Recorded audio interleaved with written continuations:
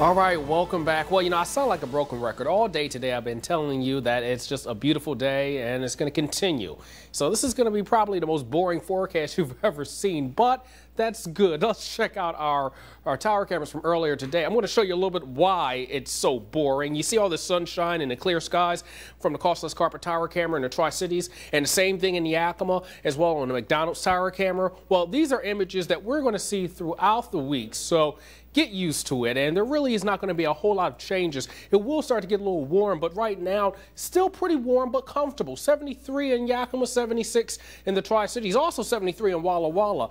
Lots of warm air still even at this late hour. Part of our weather headlines, though, is going to be the fact that there's still going to be some clear skies, sunny and dry conditions, and light winds. This is why I said it's going to be a little boring, because these are going to be pretty consistent for over the next couple of days. Right now, as you can see on our wind speeds, though, this is the interesting part. 22-mile-per-hour winds right now in Ellensburg. They have picked up greatly as we go a little farther east in Yakima at 13 miles per hour, Tri-Cities 15. Hermiston at 10 miles per hour right now, so the winds certainly have picked up a little bit. Good news is that they will drop back down into the single digits.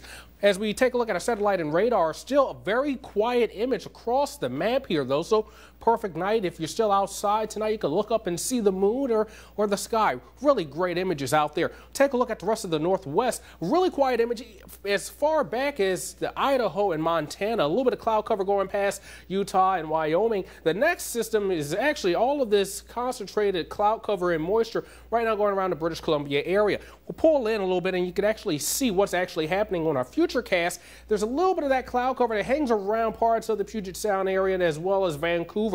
What will happen is a little bit of that activity of showers can affect that region and will pop up a little bit. So if you're traveling, you may find a little bit of that rain. But as we go throughout Thursday, the cloud cover breaks up, and by Friday, it's out of here. So it really doesn't even reach our area, which is the good news. For tonight, another good thing is the fact our temperatures are still going to be pretty comfortable. In the 50s for lows tonight with clear skies this evening. You start your day off tomorrow, what you're going to find is the temperatures are going to start in the 60s, and then they're going to climb back up into the 90s for highs throughout most of our area with still a lot of sunshine, and that's going to continue even for Friday as well. What we will notice, though, is that after Friday, temperatures really start to get interesting.